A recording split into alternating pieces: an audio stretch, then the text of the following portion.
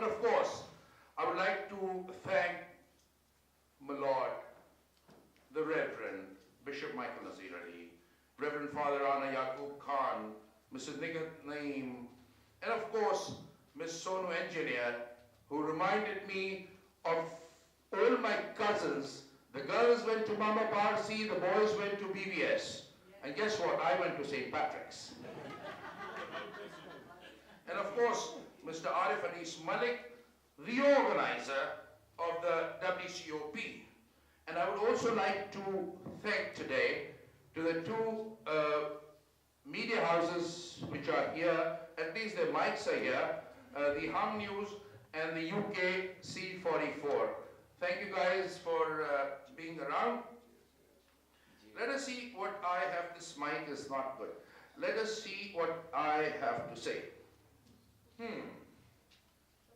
What Quaid-e-Azam said on the 11th of August, I wish we were celebrating this day after 3 days, because 11th August now is the Minorities Day in Pakistan.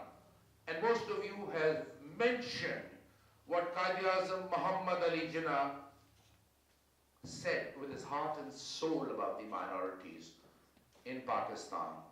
That was, as I say, the Jinnah's vision.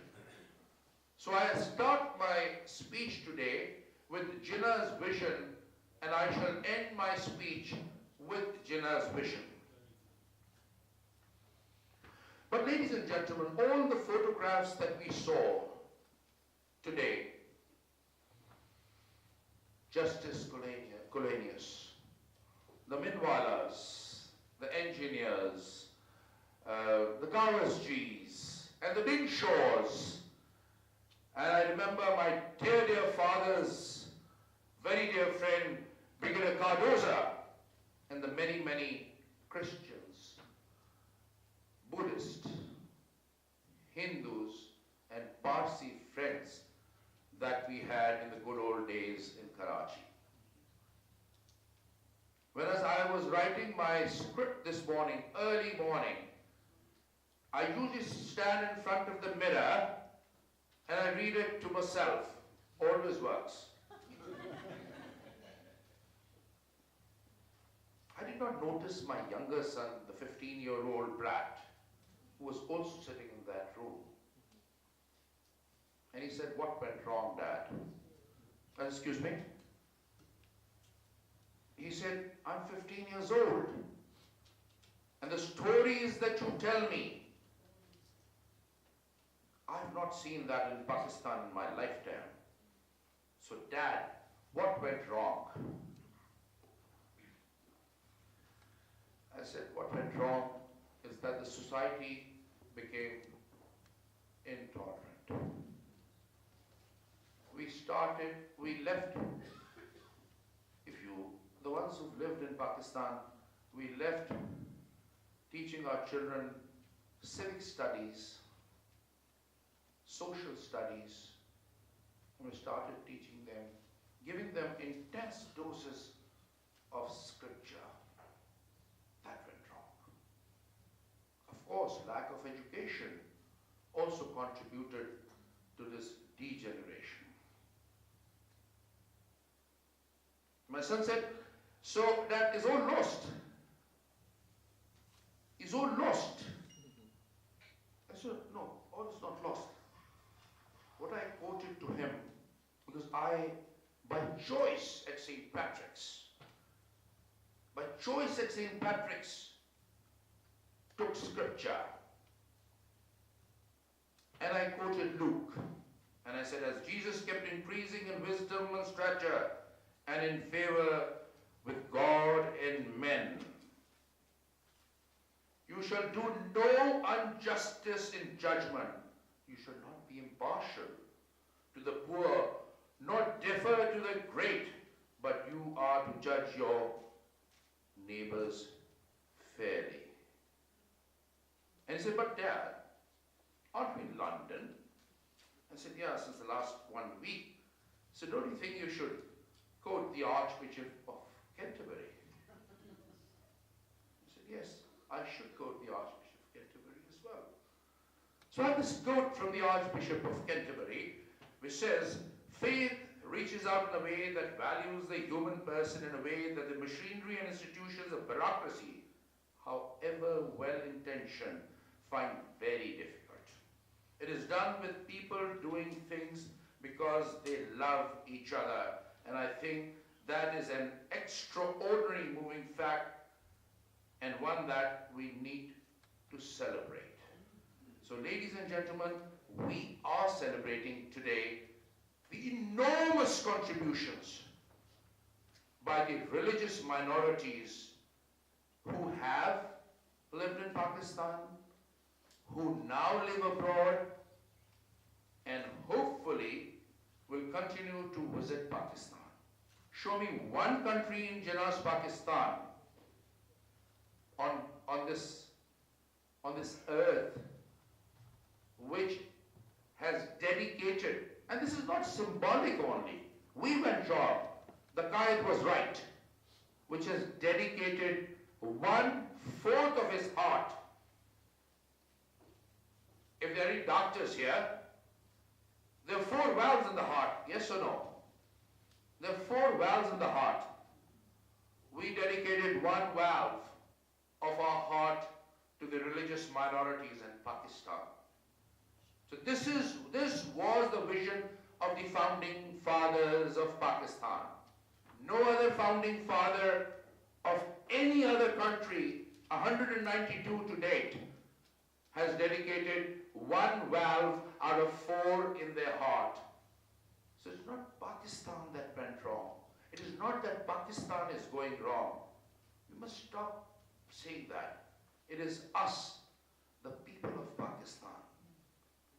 So if the 3 valves went wrong, you think 1 valve was a good acha bacha? Can't be. Purposely I'm saying this in Urdu. 3 valve kharab, 1 bilkul acha bacha? नहीं.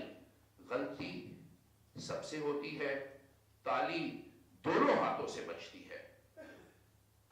वो कहा कि हम पाकिस्तान जा सकेंगे या ना जा सकेंगे, उस पे आखिर में आपको शेर सुनाऊंगा, अभी नहीं. Okay, so what I told which I won't rattle out. All right, I won't tell you the percentage of religious representation in our parliament in recent years.